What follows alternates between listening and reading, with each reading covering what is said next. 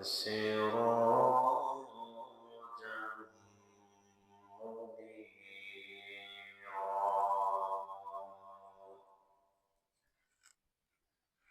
أما بعد فقد قال الله تبارك وتعالى في كلامه القديم وفي فرقان الحميد. أعوذ بالله من الشيطان الرجيم. بسم الله الرحمن الرحيم. إن عدة الشهور عند الله 12 شهرا في كتاب الله يوم خلق السماوات والأرض منها أربعة حرم. عن أبي هريرة رضي الله تعالى عنه قال قال رسول الله صلى الله عليه وسلم أفضل الصيام بعد رمضان شهر الله المحرم وأفضل الصلاة بعد الفريضة صلاة الليل.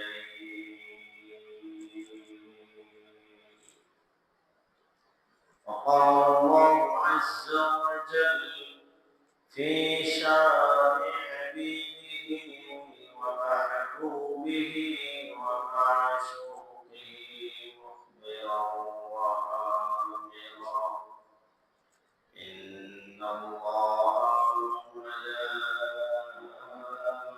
وملائكته يصلون على النبي يا أيها الذين آمنوا صلوا عليه وسلموا تسليما.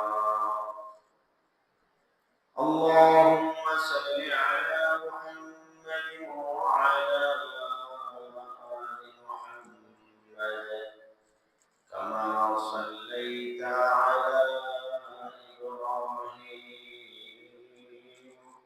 وعلى آل إبراهيم إنك حميد مجيد. اللهم بارك على محمد وعلى آل محمد كما باركت على إبراهيم وعلى آل إبراهيم إنك حميد مجيد. سبحانك لا علم لنا إلا ما علمتنا إنك أنت العليم الحكيم. رب اشرح لي صدري ويسر لي أمري واحلل عقدة من لساني يفقه قولي. سبحانك لا علم لنا إلا ما إنك أنت العليم الحكيم. الحمد لله মহান রব্বুল আলামিনের অসংখ্য অগণিত শুকরিয়া যে মহান রব্বুল আলামিন আমাদেরকে আশহুরুল হুরুম অর্থাৎ সম্মানিত মাস সমূহের মধ্য থেকে একটি মাস মুহররম মাস, এই মাসের দ্বিতীয় জুমায় আল্লাহ পাক রব্বুল আলামিন আমাদেরকে মসজিদে আসার তৌফিক দান করেছেন। তাই আমরা মহান রব্বুল আলামিনের দরবারে শুকরিয়া আদায় করি, আলহামদুলিল্লাহ। মুহতারাম হাজিরিন, আমরা গত জুমায় হিজরি সনের ইতিহাস ও তাৎপর্য নিয়ে আলোচনা করেছিলাম। একটি বছর সমাধিতে, একটি বছর সমাপ্তিতে আমাদের কি করণীয়, কি বর্জনীয়, এ ব্যাপারে সবিস্তারে আলোচনা হয়েছে। মুহতারাম হাজিরিন,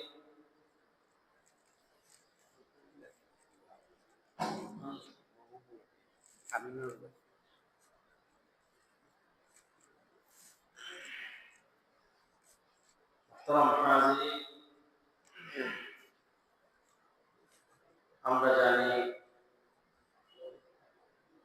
আজ মুহররমের ৮ তারিখ, আগামী রবিবার মুহররমের ১০ তারিখ। এই দিন আল্লাহ পাক রব্বুল আলামিনের কাছে বড়ই গুরুত্বপূর্ণ এবং আল্লাহ পাক রব্বুল আলামিন যে ১২টা মাস নির্ধারণ করেছেন, এই ১২টি মাস আল্লাহ পাক রব্বুল আলামিনের কাছে লৌহে মাহফুজে অনেক আগ থেকে এগুলা নির্ধারিত ছিল।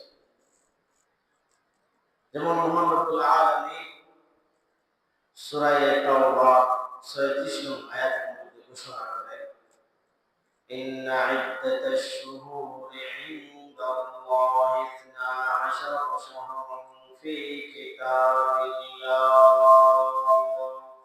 ইয়াওমা খালাকাস সামাওয়াতি ওয়াল আরদ মিনহা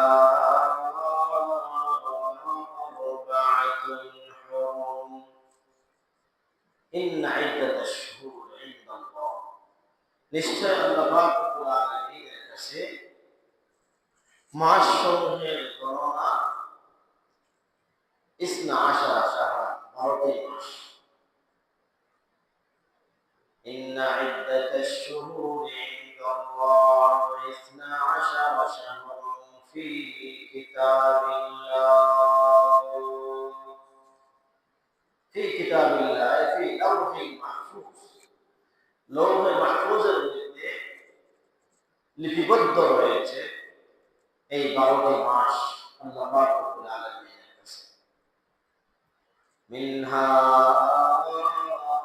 আরবাআতুন হুরুম, এর মধ্য থেকে 4টি মাস হলো সম্মানিত, এর মধ্য থেকে 4টি মাস হলো সম্মানিত। মুহতারাম হাজিরিন, আমরা এই সূরা তাওবা এই আয়াত দ্বারা আমরা বুঝতে পারলাম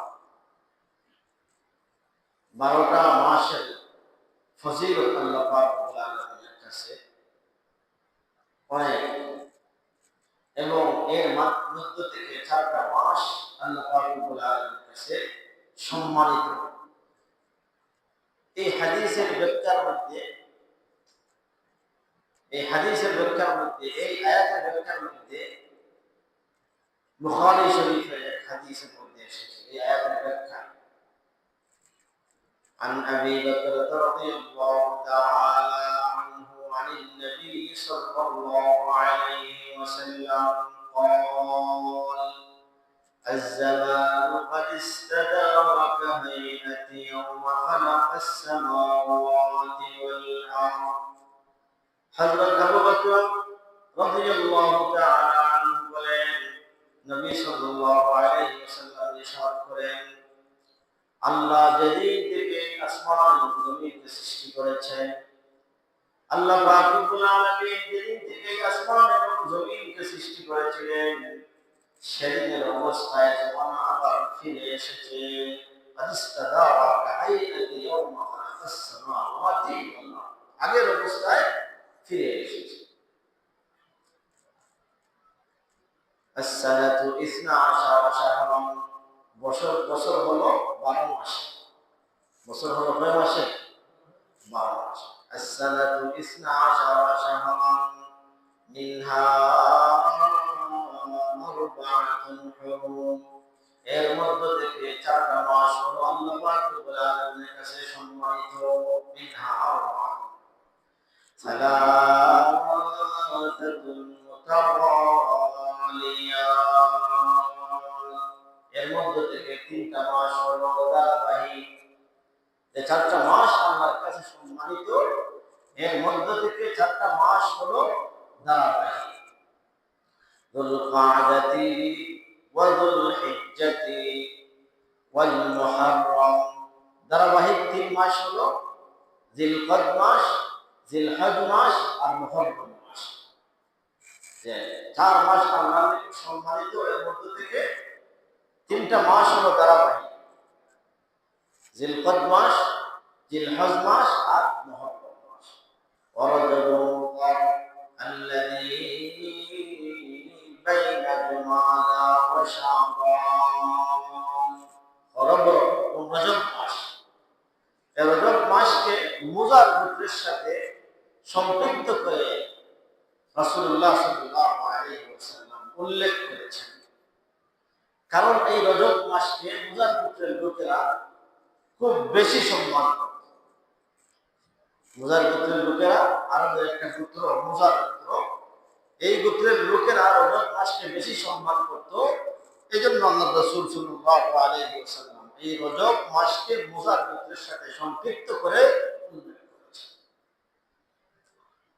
তাহলে আমরা এই হাদিস থেকে, বুখারী শরীফের এই হাদিস থেকে জানতে পারলাম যে আল্লাহর কাছে যে 4টি মাস সম্মানিত, এর মধ্যে থেকে একটা মাসের নাম হলো জিলকদ, আরেকটা মাসের নাম হলো জিলহজ, আরেকটা মাসের নাম হলো মুহররম, ধারাবাহিক এই 3 মাস, আর আরেকটা মাস হলো রজব। তাহলে আপনারা বলবেন যে রমজান মাস কি সম্মানিত নয়? হ্যাঁ, রমজান মাস সম্মানিত। রমজান মাসের সম্মান তো আরো অনেক উপরে, এটা তো অন্যান্য হাদিসের দ্বারা প্রমাণিত যে রমজান মাসের সম্মান আল্লাহ পাক রব্বুল আলামিনের কাছে অনেক বেশি। যে সম্মানের কথা আল্লাহ রাসূল সাল্লাল্লাহু আলাইহি ওয়াসাল্লাম হাদিসের মধ্যে বলেছেন, আল্লাহ পাক রব্বুল আলামিন কুরআন কারীমের মধ্যে বলেছেন, শাহরু রমাদান আল্লাযী উনজিলা ফীহি কুরআন। এজন্য রমজান মাসের সম্মান হলো আলাদা। এখন এই যে 4টা মাস সম্মানিত, আল্লাহ পাক রব্বুল আলামিনের কাছে যে এই 4 মাস সম্মানিত, এর মধ্যে থেকে সর্বোত্তম মাস কোনটি? এই যে জিলকদ, জিলহজ, মুহররম, রজব, এই 4টা মাস তো আল্লাহর কাছে কি সম্মানিত, সর্বোত্তম মাস কোনটি? এই ক্ষেত্রে বলা হয়েছে, আল্লামা ইবনে রজব হাম্বলী রাহিমাহুল্লাহ তাআলা আনহু উনার লাতাইফুল মাআরিফের মধ্যে বলেছেন, قال الحسن وغيره أفضلها شهر الله المحرم ورجحه طائفة من المتأخرين। যে হাসান সহ অনেকেই বলেছেন এই 4টি মাসের থেকে আফজল হলো, সর্বোত্তম হলো মুহররম মাস। এই 4 মাস আল্লাহর নিকট সম্মানিত, এই 4 মাসের মধ্যে থেকে সর্বোত্তম কোন মাস? মুহররম মাস। এবং পরবর্তী অনেক উলামায়ে কেরামরা মুহররম মাস সবচেয়ে সম্মানিত হওয়ার ব্যাপারে মতামত পেশ করেছেন। এক হাদিসের মধ্যে ইরশাদ করেছেন রাসূলুল্লাহ সাল্লাল্লাহু আলাইহি ওয়াসাল্লাম, এই হাদিসটা বর্ণনা করেছেন হযরত আবু হুরায়রা রাদিয়াল্লাহু তাআলা, যেটা আল্লামা ইবনে রজব হাম্বলী রাহমাতুল্লাহি আলাইহি উনার লতাইফুল মাআরিফের মধ্যে এই হাদিসটা এনেছেন। عن أبي هريرة رضي الله تعالى عنه قال قال رسول الله صلى الله عليه وسلم أفضل الصيام بعد رمضان شهر الله المحرم وأفضل الصلاة بعد الفريضة صلاة الليل أبو هريرة رضي الله تعالى عنه বলেন আফজালুস সিয়াম সর্বোত্তম রোজা হলো বাদা রমজান রমজানুল মুবারকের পরে সর্বোত্তম রোজা হলো শাহরুল্লাহিল মুহররম আল্লাহর মাস মুহররম মাসের রোজা 10 তারিখের রোজার কথা মুহররম মাসের রোজা আল্লাহর মাস মুহররম মাসের রোজা রমজানের পরে সবচেয়ে আল্লাহর নিকট কি ফজিলত এরপরে অংশ বলেছেন ওয়াফজালুস সালাতি বা'দাল ফরিযা সালাতুল লাইল আর ফরজ নামাজের পরে সর্বোত্তম নামাজ হলো রাতের নামাজ তাহাজ্জুদের নামাজ ফরজ নামাজের পরে আল্লাহর নিকট সর্বোত্তম নামাজ হলো কোন নামাজ তাহাজ্জুদের নামাজ আর সর্বোত্তম রোজা হলো আল্লাহর নিকট রমজান মুবারকের পরে মুহররম মাসে রোজা রাখা মুহররম মাসে কি রাখা তাহলে এই হাদিস দ্বারা আমরা বুঝতে পারলাম মুহররম মাসে রোজা রাখা অনেক খুশি রমজান মাস তো মাস হিসাবে রোজা রাখার মধ্যে ফজিলত এবং মুহররম মাসের যে 10 তারিখ রোজা রাখা হবে দিন হিসাবে 9 তারিখ 10 তারিখ অথবা 10 তারিখ 11 তারিখ রোজা রাখা হবে দিন হিসাবে আল্লাহর নিকট ফজিলতপূর্ণ। এই মুহররম মাসে আমরা কি আমল করব? এই মুহররম মাসে আমরা কি আমল? তাহলে আবু হুরায়রা রাদিয়াল্লাহু তাআলা আনহু হাদিস থেকে বুঝতে পারলাম মুহররম মাসে বেশি বেশি কি রাখা রোজা রাখা এটা আল্লাহর নিকট অনেক মর্যাদা ফজিলতপূর্ণ রোজা। আর কি আমল আমরা করতে পারি? সহিহ মুসলিম শরীফের মধ্যে হযরত আলী রাদিয়াল্লাহু তাআলা আনহু থেকে একটা হাদিস এসেছে। عن علي رضي الله تعالى عنه أتى النبي صلى الله عليه وسلم رجل فقال يا رسول الله أخبرني بشهر أصومه بعد رمضان فقال رسول الله صلى الله عليه وسلم إن كنت صائما شهرا بعد رمضان فصم المحرم فإنه شهر الله وفيه يوم تاب فيه على قوم ويتاب فيه على آخرين علي رضي الله تعالى عنه থেকে বর্ণিত রাসূলুল্লাহ সাল্লাল্লাহু আলাইহি ওয়াসাল্লাম বলেন এক সাহাবী এসে আল্লাহ রাসূলের কাছে প্রশ্ন করলেন ইয়া রাসূলুল্লাহ আখবিরনি বিশাহরি আসুমুহু বা'দা রমাদান আমাকে এমন এক মাসের কথা বলে দিন যে মাসে আমি রমজানের পরে রোজা রাখবো যে মাসে আমি কি করব রমজানের পরে রোজা রাখবো এমন এক মাসের কথা আপনি আমাকে বলে দিন। কে বললেন? সাহাবী রাসূলুল্লাহ সাল্লাল্লাহু আলাইহি ওয়াসাল্লাম। فقال رسول الله صلى الله عليه وسلم রাসূলুল্লাহ সাল্লাল্লাহু আলাইহি ওয়াসাল্লাম বললেন ইন কুনতা সাইমান শাহরান বা'দা রমাদান তুমি যদি রমজানের পরে কোন মাসে রোজা রাখতে চাও তুমি যদি কি করতে চাও রমজানের পরে কোন মাসে রোজা রাখতে চাও ফাসুমিল মুহররম তাহলে কি করো মুহররম মাসে সামনে যে তুমি যদি কি করো রমজানের পরে রোজা রাখতে চাও তাহলে কি করো মুহররম মাসে রোজা রাখো ফাসুমিল মুহররম ফাইন্নাহু শাহরুল্লাহ কারণ এটা কার মাস আল্লাহ এই মাসের আরো ফজিলত কি ওয়াফিহি ইয়াউম তাবা ফিহি আলা কওমিন কারণ এই মাসে আল্লাহ পাক রব্বুল আলামিন অনেক জাতির তওবাকে কবুল করেছেন। এই মাসে আল্লাহ কি করেছেন? অনেক জাতির তওবাকে কবুল করেছেন। তাহলে বোঝা গেল এই মুহররম মাস তওবা কবুল হওয়ার, অনেক জাতির তওবাকে আল্লাহ কবুল করেছেন। ওয়ায়ুতাবু ফীহি আলা আখারিন, এবং সামনেও অনেক জাতির তওবাকে আল্লাহ কবুল করবেন। তাহলে আমরা যদি এখনো এই মাসে তওবা করি, তাহলে হাদিসের মধ্যে সুসংবাদ আছে যে আল্লাহ পাক রব্বুল আলামিন আমাদের তওবাকেও কবুল করবেন। তাহলে এই মাস রোজা রাখার মাস। যদি আপনি পারেন তাহলে অধিকাংশ তারিখে রোজা রাখেন।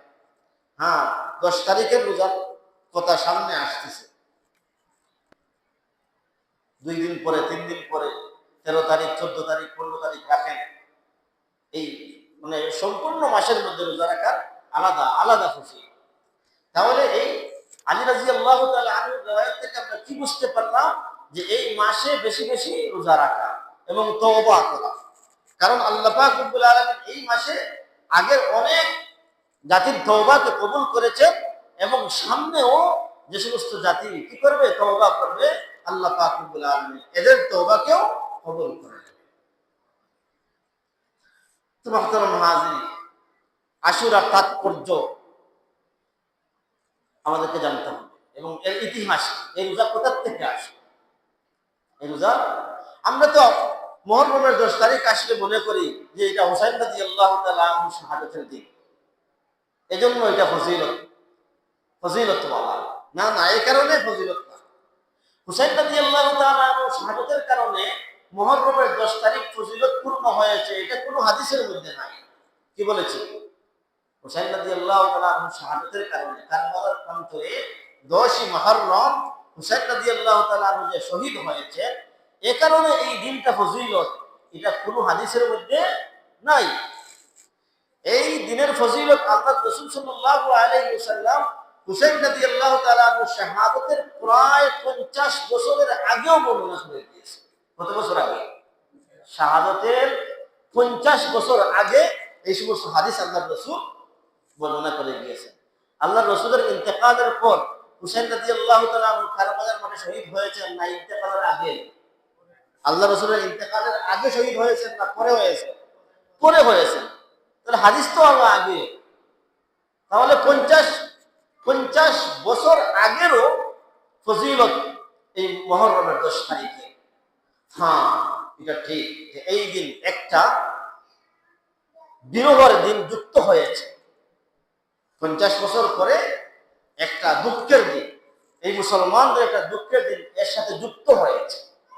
অবশ্যই হুসাইন রাদিয়াল্লাহু তাআলা আনহু কারবালার মাঠে নির্মমভাবে শহীদ হওয়া, এটা আমাদের জন্য কষ্টের বিষয়, কিন্তু এই কারণে এই দিন ফজিলতপূর্ণ না। এর ফজিলত অনেক আগ থেকে রাসূল বর্ণনা করে দিয়েছে। এজন্য বুঝতে হবে এই দিনের ইতিহাস কি, এই দিনের তাৎপর্য কি। তো মুসলিম শরীফের এক হাদিসের মধ্যে রাসূলুল্লাহ সাল্লাল্লাহু আলাইহি ওয়াসাল্লাম বলেন, আব্দুল্লাহ ইবনে আব্বাস রাদিয়াল্লাহু তাআলা আনহু থেকে বর্ণিত মুসলিম শরীফের হাদিস, عن ابن عباس رضي الله تعالى عنهما أن رسول الله صلى الله عليه وسلم قدم المدينة فوجد اليهود صياما يوم عاشوراء। নবী করিম সাল্লাল্লাহু আলাইহি ওয়াসাল্লাম যখন মক্কা থেকে মদিনায় হিজরত করলেন, হিজরত করার পর দেখেন মদিনার ইহুদিরা 10 তারিখ, মুহররমের 10 তারিখ রোজা রাখে, আশুরার দিন রোজা রাখে। আশুরা এটা আশির থেকে, আশুর মানে দশম, অর্থাৎ মুহররমের 10ম তারিখে তারা কি করে, মদিনার ইহুদিরা রোজা রাখে। কে দেখলেন? রাসূলুল্লাহ সাল্লাল্লাহু আলাইহি ওয়াসাল্লাম দেখলেন। فقال لهم رسول الله صلى الله عليه وسلم ما هذا اليوم الذي تصومونه। আল্লাহ রাসূল বলেন, তোমরা কেন এই দিন রোজা রাখো? তোমরা কি জন্য এই দিন রোজা রাখো? কাদেরকে জিজ্ঞাসা করলেন? মদিনার ইহুদিদেরকে। নবী করিম সাল্লাল্লাহু আলাইহি ওয়াসাল্লাম জিজ্ঞাসা করলেন, তোমরা এই দিন কেন রোজা রাখো? فقالوا هذا يوم عظيم। তারা বলল, এটা মহান একদিন, আমাদের মহান বিজয় দিবস। ইহুদিরা কি বলল? আমাদের মহান বিজয় দিবস, এই জন্য বিজয় দিবসের শুকরিয়া হিসেবে আমরা রোজা রাখি। দেখেন, ইহুদিরা বিজয় দিবসের শুকরিয়া হিসেবে এরা রোজা রাখে, আর আমরা গান গাই। ইহুদিরা কি রাখে? তাদের বিজয় দিবসে এরা রোজা রাখে, আর আমরা বিজয় দিবস আসলে আমরা গান গাই। বললো এটা আমাদের বিজয় দিবস। রাসূলুল্লাহ সাল্লাল্লাহু আলাইহি ওয়াসাল্লাম বলবো কিভাবে? আনজাল্লাহু ফিহি মূসা ওয়া কওমাহু ওয়া গাররাকা ফিরআউনা ওয়া কওমাহু। আল্লাহ পাক রব্বুল আলামিন মূসা আলাইহিস সালাতু ওয়াস সালামকে এবং তার সাথে বনি ইসরাঈলকে ওই দিন ফেরাউনের কবল থেকে নাজাত দিয়েছেন। ফেরাউন কি করেছিল? মূসা আলাইহিস সালাতু ওয়াস সালামকে তার দেশ থেকে তাড়িয়ে দেওয়ার জন্য পিছনে দাওয়া করেছিল। আল্লাহ পাক রব্বুল আলামিন সমুদ্রকে কি দিয়েছেন? আদেশ দিয়েছেন রাস্তা হয়ে যাওয়ার জন্য। আল্লাহ পাক রব্বুল আলামিন ওই রাস্তা দিয়ে সমুদ্রের মাঝখান দিয়ে মূসা আলাইহিস সালাতু ওয়াস সালাম এবং বনি ইসরাঈলকে আল্লাহ ফেরাউনের কি থেকে কবল থেকে আল্লাহ নাজাত দিয়েছেন ওই 10 মহা। আর কি করেছেন? ওয়াগাররাকা ফিরআউনা ওয়া কওমাহু। আর ফিরআউনও যখন মূসা আলাইহিস সালাতু ওয়াস সালামের পিছ করে যখন যাইতেছিল মধ্যখানে সাগরের মধ্যখানে যাওয়ার পর সে ডুবে মারা গেল। তার দলবল সহ কি করলো? মারা গেল। আল্লাহ আমাদেরকে বিজয় দিয়েছে। আল্লাহ কি দিয়েছেন? আমাদেরকে বিজয় দিয়েছেন। এরপর বলতেছে মা হাদাল ইয়াউমুল্লাযী, এরপরে বলতেছেন ফাসাবাহু মূসা শুকরান। এজন্য মূসা আলাইহিস সালাতু ওয়াস সালাম এরপরে ওই দিন আসলে মুহররমের 10 তারিখ আসলে মূসা আলাইহিস সালাতু ওয়াস সালাম শুকরিয়া এবং রোজা রাখতেন। মুহররমের 10 তারিখ আসলে যতদিন মূসা আলাইহিস সালাতু ওয়াস সালাম জীবিত ছিলেন মুহররমের 10 তারিখ আসলে কি করতেন? রোজা রাখতেন শুকরিয়া হিসাবে। যে ওই দিন যে আল্লাহ যে নাজাত দিয়েছিলেন, ফেরাউনের কবল থেকে মুক্তি দিয়েছিলেন, এই শুকরিয়া হিসাবে মূসা আলাইহিস সালাম কি করতেন? রোজা রাখতেন। ফানাহনু নাসুমু, এজন্য আমরাও রাখি। কারণ যেহেতু আমরা মূসার উম্মত, আমরা যেহেতু কি মূসার উম্মত, এজন্য আমরাও কি রাখি? শুকরিয়া তার রোজা রাখি। فقال رسول الله صلى الله عليه وسلم فنحن أحق وأولى بموسى। রাসূলুল্লাহ সাল্লাল্লাহু আলাইহি ওয়াসাল্লাম বলেন, তোমাদের চাইতে আমি তো মূসার অধিক নিকটবর্তী, কারণ উনিও নবী আমিও নবী, এক নবী আর এক নবীর ভাই। এজন্য তোমাদের চাইতে আমি তো মূসার সবচাইতে নিকটবর্তী। ফানাহনু আহাক্কু ওয়া আওলা বিমূসা মিনকুম। এরপর আল্লাহ রাসূল কি করলেন? ফাসামাহু রাসূলুল্লাহ সাল্লাল্লাহু আলাইহি ওয়াসাল্লাম ওয়া আমারা বিসিয়ামিহি। আল্লাহ রাসূল সাহাবায়ে কেরামকে নির্দেশ দিলেন তোমরাও কি করবে? মুহররমের এই 10 তারিখ আসলে রোজা রাখবে। তিনি আল্লাহ রাসূলও রাখলেন এবং সাহাবায়ে কেরাম রাদিয়াল্লাহু তাআলা আনহুমকেও কি করলেন? রোজা রাখার নির্দেশ দিলেন। তাহলে আমরা বুঝতে পারলাম যে মুহররমের রোজা কোথা থেকে আসছে? 10 তারিখের রোজা। আল্লাহ রাসূল সাল্লাল্লাহু আলাইহি ওয়াসাল্লাম যখন মদিনার ইহুদিদের দেখলেন রোজা রাখতে, তখন তাদেরকে কারণ জিজ্ঞাসা করার পর তখন কি বললেন? আল্লাহ রাসূল সাল্লাল্লাহু আলাইহি ওয়াসাল্লাম বললেন, আমি তো মূসার সবচাইতে নিকটবর্তী, তার সবচাইতে বেশি হকদার আমি। এজন্য রাসূল 10 তারিখে রোজা রাখলেন এবং সাহাবায়ে কেরামদেরকে কি করলেন? রোজা রাখার নির্দেশ দিলেন। এটা হলো মুহররমের রোজার ইতিহাস।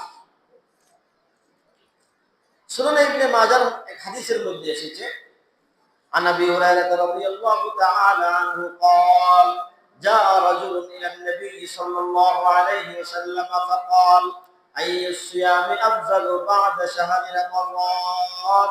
قال شهر الله الذي تدعونه المحرم।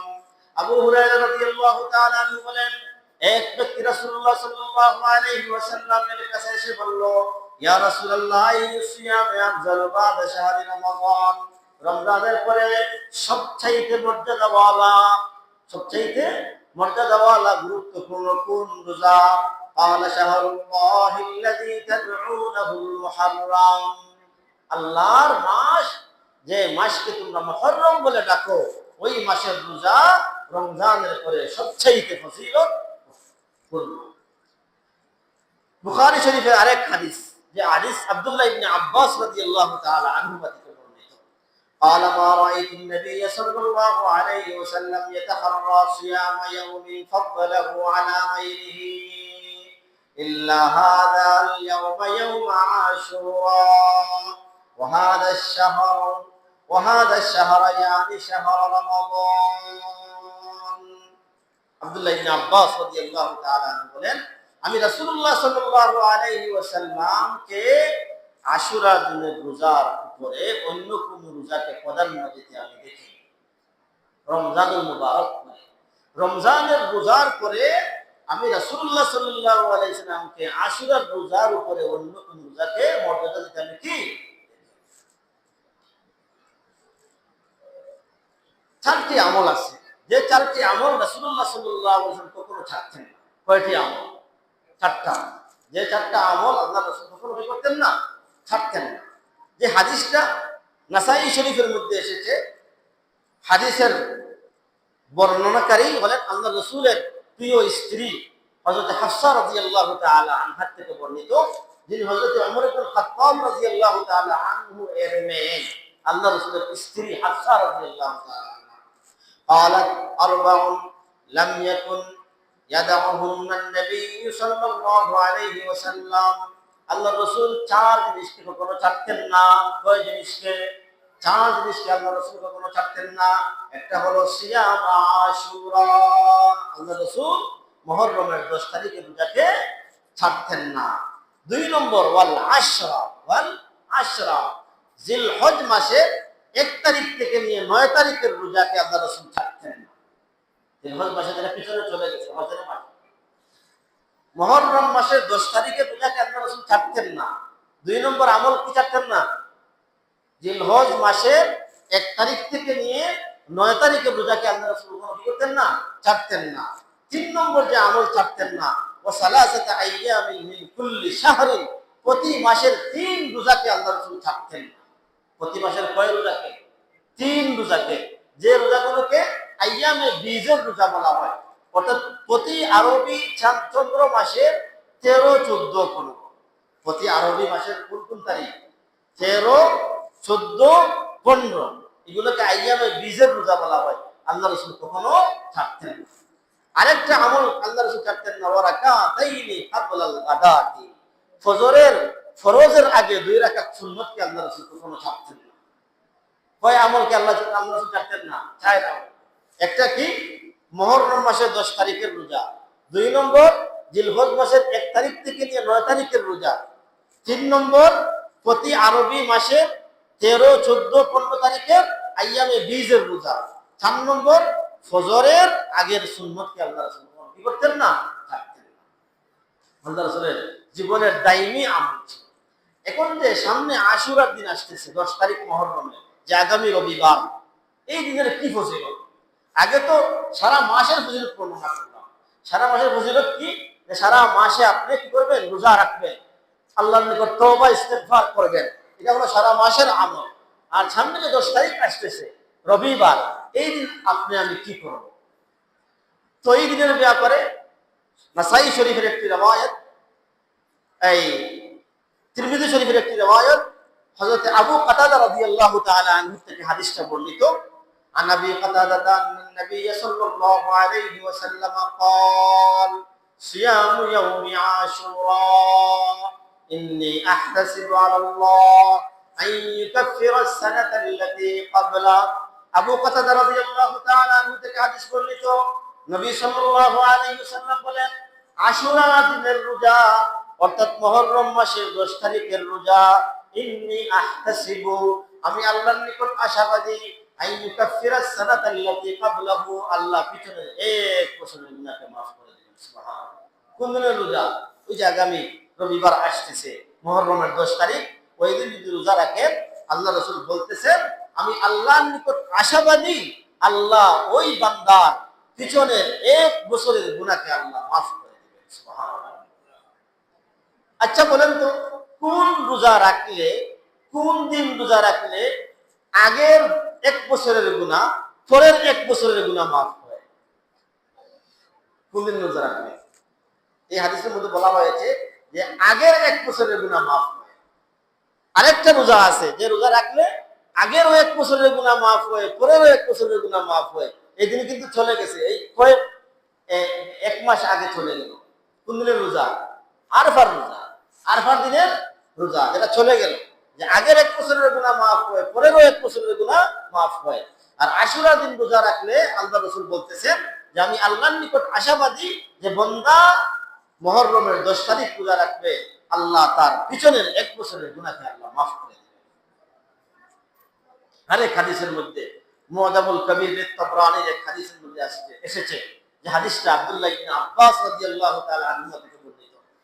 عن ابن عباس رضي الله تعالى عنهما قال قال رسول الله صلى الله عليه وسلم من صام يومان في المحرم فله بكل يوم 30 حسنة যে ব্যক্তি মুহররম মাসের 2 দিন রোজা রাখবে মুহররম মাসের কয় দিন 2 দিন রোজা রাখবে মান সামা ইয়াওমানি মিনাল মুহররম ফালাহু বিকুল্লি ইয়াউমিন 30 হাসানা তাহলে প্রতিদিনের বিনিময়ে তাকে 30 নেকি দেওয়া হবে কয় নেকি প্রতি রোজার বিনিময়ে তাকে 30টি রোজা রাখার সওয়াব দেওয়া হবে যে ব্যক্তি কি করবে মুহররম মাসের 2 দিন রোজা রাখবে তাহলে প্রতি রোজার বিনিময়ে কয়টি রোজার সওয়াব দেওয়া হবে 30টা রোজা এখন 2 দিন রাখলে কয় রোজার সওয়াব পাইবেন 60টা রোজার সওয়াব পাইবেন 60টা রোজার সওয়াব লাতাইফুল মাআরিফের মধ্যে আরেকটা বর্ণনা এসেছে riwayat এসেছে আন আব্দুল্লাহ ইবনে আমর ইবনে আস قال من صام عاشوراء فكأنما صام السنة আব্দুল্লাহ ইবনে আমর ইবনে আস বলেন যে ব্যক্তি আশুরার দিন রোজা রাখলো সেজন্য 1 বছর রোজা রাখলো যে ব্যক্তি কি করলো আশুরার দিন রোজা রাখলো সেজন্য 1 বছর রোজা রাখলো ওমান তাসাদ্দাকা ফীহি যে মুহররম মাসের 10 তারিখ সদকা করলো 1 বছর একটা রোজা রাখলে সেজন্য 1 বছর রোজা রাখলো আর যে ব্যক্তি ওই মুহররমের 10 তারিখ সদকা করবে কানা কা সাদাকাতি সানা তার এই একদিনের সদকা 1 বছরের সদকার সমপরিমাণের সওয়াব তাকে দেওয়া হবে যেমন বিয়াকে 1 বছর সদকা আর এই দিন রোজা রাখলো বিয়াকে 1 বছর রোজা রাখলো এই দিন সদকা করলো বিয়াকে সারা বছর সে কি করলো সদকা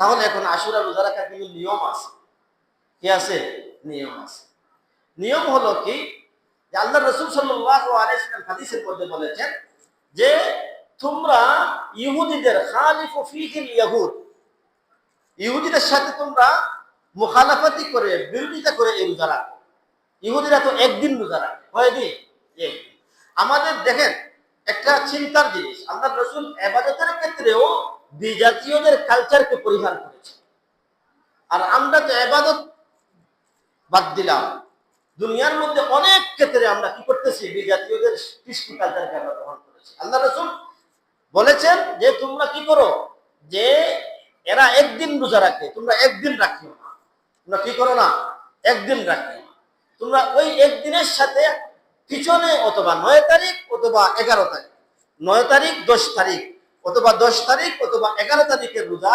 মিলাইয়া রাখিও যাতে এদের সাথে কি হয়ে যায় একটা বিপরীত অবস্থা সৃষ্টি হয়ে যায় এদের সাথে মিল না থাকে কারণ এরা শুধু 10 তারিখে রোজা রাখে আর এদের সাথে বেমিল করতে গিয়ে তোমরা 9 তারিখ 10 তারিখ রাখো অথবা 10 তারিখ এবং 11 তারিখ রাখো সুমু ফাদলাহু ইয়াওমান আও বাদাহু ইয়াওমা হয়তো 9 তারিখ রাখো 10 তারিখের সাথে মিলিয়ে অথবা 11 তারিখ রাখো 10 তারিখের সাথে মিলিয়ে তবে উত্তম হলো 9 তারিখ এবং 10 তারিখ রাখা কারণ রাসূলুল্লাহ সাল্লাল্লাহু আলাইহি সাল্লাম হাদিসের মধ্যে বলেন যে ফাইদা কানাল আমুল মুকবিল ইনশাআল্লাহ সুন্নাল ইয়াউমাত তাসি' আল্লাহ রাসূল আকাঙ্ক্ষা পেশ করেছেন যদি আমি আগামী বছর বাঁচি তাহলে আমি 10 তারিখের সাথে 9 তারিখের রোজাকে মিলিয়ে রাখবো তাহলে রাসূলের আকাঙ্ক্ষা হলো কি 9 তারিখ এবং 10 তারিখ রাখা তাহলে বোঝা গেল উত্তম হলো 9 তারিখ এবং 10 তারিখ রাখা কারণ আল্লাহ রাসূল আকাঙ্ক্ষা পেশ করেছেন যে আমি যদি বাঁচি আগামী বছর তাহলে এদের সাথে বেমিল করে 9 তারিখের রোজাও রাখবো 10 তারিখের রোজাও কি করবো রাখবো এতে উত্তম হলো কি 9 এবং 10 রাখা কিন্তু আল্লাহ রাসূল সাল্লাল্লাহু আলাইহি ওয়াসাল্লাম পরবর্তী বছর পর্যন্ত বাঁচেন নাই এর আগে ইন্তেকাল করে চলে গেছেন হ্যাঁ তবে কেউ যদি 11 তারিখের রোজা 10 তারিখের সাথে মিলিয়ে রাখে তাহলে কোনো অসুবিধা নাই তবে উত্তম হলো কি 9 এবং 10 তারিখের রোজা রাখা তো মুহতারাম হাজিরিন এই আশুরার রোজা রমজানের রোজা যখন ফরজ হয় নাই তখন আশুরা রোজা কিন্তু ফরজ ছিল এই রোজা যে মুস্তাহাব ফরজ নয় ওয়াজিব নয় এটা কি মুস্তাহাব তার হুকুম হলো মুস্তাহাব রাখলে সওয়াব না রাখলে কোনো গুনাহ নেই কারণ রমজানের এই ব্যাপারে একটা হাদিসও আছে যে রমজানের রোজা ফরজ হওয়ার আগে মুহররমের রোজা কি ছিল ফরজ ছিল জাহিলি যুগের লোকেরা কি করতো মুহররম মাসে রোজা রাখতো আল্লাহ রাসূলও রেখেছেন রমজানের রোজা ফরজ হওয়ার আগে। আর যখন রমজানের রোজা ফরজ হয়ে গেল তখন মুহররমের রোজা মুস্তাহাব হয়ে গেছে। যদি আপনি রাখেন তাহলে হাদিসে বর্ণিত এই সমস্ত ফজিলতের কি হবেন, আপনি কি হবেন, দাবিদার হবেন। মুহতারাম মুহাজির, আরেক হাদিসের মধ্যে এসেছে যে এই দিন ইফতারের সময় ভালো খাবার দিয়ে ইফতার করা। জাবির রাদিয়াল্লাহু তাআলা থেকে এক হাদিসের মধ্যে এসেছে, মান ওয়াসা আলা ইয়ালিহি ওয়াসা আল্লাহু আলা সাইরা সানাতিহি, যে ব্যক্তি মুহররম মাসের 10 তারিখ রোজা রেখে ইফতার করবে ভালো খাবার দিয়ে, আল্লাহ তাকে সারা বছর ভালো খাবারের ব্যবস্থা করে দিবেন। সুবহানাল্লাহ। তাহলে 10 তারিখ রোজা রাখা একটা, এজন্য এবং উত্তম হলো 9 তারিখ রোজা 10 তারিখের সাথে কি করা, মিলিয়ে রাখা। আর কেউ যদি একটা রাখেন তাহলে কোনো অসুবিধা নাই, তবে সুন্নত হলো 2টা রাখা। কয়টা রাখা? 2টা রাখা। এবং এই দিনের যত হুসাইন রাদিয়াল্লাহু তাআলাকে কেন্দ্র করে যে সমস্ত শরীয়ত গরহিত, শরীয়ত বিবর্জিত কাজ আছে, যেমন তাজিয়া মিছিল বের করা, শরীরকে জখম করা, হাসান হুসাইন বলে কি করা, শরীরকে জখম করা, এবং মিষ্টি দ্রব্য এগুলা বিতরণ করা, শোক মিছিল র্যালি বের করা, মসজিদকে লাইটিং করা, এবং পিপাসার্থ মানুষকে পানি খাওয়ানি। যে এই দিন হুসাইন রাদিয়াল্লাহু তাআলার পরিবার পানি না খেয়ে কারবালার প্রান্তরে শহীদ হয়েছেন, এজন্য পানি খাওয়ানো সওয়াব মনে করে কি করা, পানি খাওয়ানো, এইগুলা, এবং খালি পায়ে বাচ্চাদেরকে হাঁটানো, এগুলা সম্পূর্ণ শরীয়ত বিরোধী কাজ। সম্পূর্ণ। আল্লাহ রাসূল সাল্লাল্লাহু আলাইহি ওয়াসাল্লাম বলেছেন, যে ব্যক্তি মাতম করতে গিয়ে, সুখ করতে গিয়ে শরীরে আঘাত করে, রাসূল বলেছেন লাইসা মিন্না, সে আমার উম্মতের অন্তর্ভুক্ত না। আমাদের কুলাহুলা এক পরিবার আছে, নওয়াব পরিবার, এরা এগুলা জানিয়ে রাখছে। এরা কি করে, ওই দিন তারা শরীরের মধ্যে আঘাত করে, হুসাইন রাদিয়াল্লাহু তাআলা সুখ প্রকাশ করতে গিয়ে আঘাত করে, সবাই একসাথে একত্রে জমায়েত হয়, হইয়া যে খঞ্জর দিয়ে শরীরের মধ্যে আঘাত করতে থাকে এবং রক্ত বের হতে থাকে। আল্লাহ রাসূল বলেন, যারা আমার উম্মতের অন্তর্ভুক্ত নয়, যারা সুখ মাতম করতে গিয়ে কি করে, শরীরের মধ্যে আঘাত করে। এবং আল্লাহ রাসূল সাল্লাল্লাহু আলাইহি ওয়াসাল্লাম কঠোরভাবে নিষেধ করেছেন উম্মতকে, যে হে আমার উম্মতেরা, তোমরা কাহারও মৃত্যুতে কি করবে না, মাতম করবে না, শরীরে আঘাত করবে না, কাপড় ফাড়বে না, মাটির মধ্যে আশ্রাবে না। দেখবেন বর্তমান যুগের মহিলারা এগুলা করে, বাবা মারা গেলে, মা মারা গেলে চিৎকার দিয়ে মাটির মধ্যে আশ্রায়, শরীরে তাপড়ায়। এগুলো শরীয়ত, সম্পূর্ণ শরীয়তে নিষেধ করা হয়েছে, এবং এর দ্বারা মাইয়িতকে কষ্ট দেওয়া হয়। আল্লাহ রাসূল সাল্লাল্লাহু আলাইহি ওয়াসাল্লাম বলেছেন, যে কান্না অন্তর থেকে আসে অনিচ্ছায়, বাবা মারা গেছেন, অন্তরে একটা ব্যথা আছে না, মা মারা গেছেন, অবশ্যই অন্তরে একটা ব্যথা আছে, ছেলে মারা গেছে, অবশ্যই অন্তরে ব্যথা আছে। এই যে একটা ব্যথা, এই ব্যথায় যে অন্তর থেকে যে কান্না আসবে, এর মধ্যে আল্লাহ রাসূল রহমত করেছেন, রহমত। আর আপনি চিৎকার দিয়ে কাঁদলেন, মহিলারা চিৎকার দিয়ে কাঁদলো যে আল্লাহ কি আমার বাদশা আর কাউকে দেখলো না, নাউযুবিল্লাহি মিন যালিক, আজরাইল কি আর কোথায় যাইতে পারলো না, আমাদের করেই আসলো, আমার ছেলেটাকে নিয়ে গেল, নাউযুবিল্লাহ। অথচ আল্লাহ রাসূল কি শিখিয়েছেন, যে মৃত্যুর খবরে পড়ো ইন্না লিল্লাহি ওয়া ইন্না ইলাইহি রাজিউন, ইন্না লিল্লাহি ওয়া ইন্না ইলাইহি রাজিউন, ইন্না লিল্লাহি ওয়া ইন্না ইলাইহি রাজিউন। এটা হলো রাসূলের শিখানো পথ এবং সবর করা। এবং হাদিসের মধ্যে এটাও এসেছে যে মাইয়িত তার মরার আগে তার আত্মীয় স্বজনকে, তার সন্তান সন্ততিকে এই ওসিয়ত করে যাবে না যে আমার মরার পর তোমরা কি করবে না, বিলাপ করে তোমরা কাঁদবা না, তাহলে ওই মাইয়িতকে কবরের মধ্যে শাস্তি দেওয়া হবে, নিষেধ করে না যাওয়ার কারণে। আর যদি নিষেধ করে যায়, এরপরেও যদি তার পরিবারের মানুষ আহলে ইয়ালরা এইভাবে কাঁদে, তাহলে তাকে শাস্তি দেওয়া হবে। প্রত্যেকের উপরে জরুরি এই ওসিয়তটা করে দেওয়া, যে কখনো কোনো অবস্থায় আমি মারা যাওয়ার পর তোমরা আমার জন্য বিলাপ করে কাঁদবা না। অন্তর থেকে তো কষ্ট আসবে, কান্না এমনিতে চোখ দিয়ে আসবে, এজন্য বিলাপ করতে হবে, মাটিতে দাবাইতে হবে। আল্লাহ রাসূল বলেছেন, কোন সুখে, কোন মৃত্যুতে যারা এইরকম করে, এরা আমার উম্মতের অন্তর্ভুক্ত নয়। মুহতারাম হাজিরিন, আমাদের সমাজে আজ রাষ্ট্রীয়ভাবে এগুলা পালন হয়, হুসাইন রাদিয়াল্লাহু তাআলা শোক মিছিল, মাতম এগুলা পালন হয়। আশ্চর্য লাগে, যেটা সাহাবায়ে কেরামের যুগে ছিল না, তাবেঈনদের। হযরত হুসাইন রাদিয়াল্লাহু তাআলা ইন্তেকালে, শহীদ হওয়ার 300 বছর পরে, 300 বছর পরে ইরাকের বাগদাদের একজন ব্যক্তিটা আবিষ্কার করেছে। 600 বছর পরে, 300 বছর পরে। এটা আমার কথা নয়, একজন শিয়া, উনি উনার একটা বই লিখেছেন। ওই বইয়ের মধ্যে উনি কি করেছেন, মানে দ্য স্পিরিট অফ ইসলাম এরকম বলে একটা বই, ইংরেজি বই। ওই বইয়ের মধ্যে উনি উল্লেখ করেছেন যে এটা আবিষ্কার করেছে ইরাকের বাগদাদের একজন ব্যক্তি, হুসাইন রাদিয়াল্লাহু তাআলা আনহু এর ইন্তেকালের কত বছর পরে? 300 বছর পরে। এর আগের এরা যে করলো না, সাহাবায়ে কেরামের যুগ গেল, তাবেঈনদের যুগ গেল, তবে তাবেঈনদের যুগ গেল, আইম্মায়ে মুজতাহিদিনদের যুগ গেল, কারা এগুলা করলো না? এবং কি শিয়া ভাইরা যারা আছেন এরাও বলতেছেন, এরা কিতাবের মধ্যে লিখতেছেন যে এটা 300 বছর পরে আবিষ্কার হয়েছে। তাহলে আমরা এদেরকে বলি যে যেটা 300 বছর পরে আবিষ্কার হয়েছে, এটা তো শরীয়তে মানা, শরীয়ত তো কোনো সময় এটাকে সাপোর্ট করে না। এটা সাহাবীরা করেন নাই, তাবেঈন তবে তাবেঈনরা করেন নাই। আমাদের আমল কাদের? আমাদের আমলগুলা কাদের মডেল হবে? নবীজির আমলের মডেল হবে। আমরা নবীজির আমলকে মডেল বানাবো আমাদের আমলের জন্য। আমরা সাহাবায়ে কেরামের আমলকে মডেল বানাবো আমাদের আমলের জন্য। এজন্য আমাদের মুসলমান ভাইরা অনেকে না বুঝে এই সমস্ত তাজিয়া মিছিলে শরীক হয়, এই সমস্ত মাতমের মধ্যে শরীক হয় যায়। মান তাশাব্বাহা বিকওমিন ফাহুয়া মিনহুম। আপনি যে কওমের, যে জাতির সাদৃশ্য অবলম্বন করবেন, যোগদান করবেন, হাজির হবেন, আপনি ওদের মধ্যে গণ্য হবেন। সাবধান, এগুলা শিয়া কর্তৃক আবিষ্কৃত। আল্লাহ পাক রব্বুল আলামিন দেখেন, হুসাইন রাদিয়াল্লাহু তাআলা আনহু যে কারবালার মাঠে শহীদ হয়েছেন, এটা আমাদের অন্তরে ব্যথা না? খালি শুধু হুসাইন রাদিয়াল্লাহু তাআলা আনহু শহীদ হয়েছেন এটা না, আরো অনেক সাহাবী আরো নির্মমভাবে শহীদ হয়েছেন। হামজা রাদিয়াল্লাহু তাআলা আনহুকে শহীদ করে হিন্দা উনার কলিজাকে বের করে দাঁত দিয়ে চাবাইছে। আল্লাহ রাসূলের চাচা, উনাকে সাইয়্যিদুশ শুহাদা বলা হয়। কি জন্য বলা হয়? উনাকে মারার পরে আরো মারা হয়েছে, লাশকে টুকরা টুকরা করে হিন্দা কলিজা বের করে চাবাইয়া খাইছে হামজা রাদিয়াল্লাহু তাআলা আনহু। উমরে ফারুক রাদিয়াল্লাহু তাআলা নির্মমভাবে মসজিদের মধ্যে শহীদ করা হয়েছে, মসজিদের মেহরাবের মধ্যে। আলী রাদিয়াল্লাহু তাআলা আনহু, উনি কে? হুসাইন রাদিয়াল্লাহু তাআলা আনহুর বাবা, উনাকে নির্মমভাবে শহীদ করা হয়েছে। অর্থাৎ উসমান ইবনে আফফান রাদিয়াল্লাহু তাআলা আনহুকে নির্মমভাবে শহীদ করা হয়েছে। 22 অথবা 23 দিন গৃহবন্দী রেখে কোরআন তিলাওয়াতের অবস্থায় উনাকে শহীদ করা হয়েছে। এগুলো তো ইতিহাসে আছে। তাহলে হুসাইন রাদিয়াল্লাহু তাআলা আনহুর শহীদ হওয়াটা শুধু কষ্টের বিষয় না, এদের শহীদ হওয়াটাও কষ্টের বিষয়। এদের এই মর্মান্তিক মৃত্যু হওয়াটা কি কষ্টের বিষয়।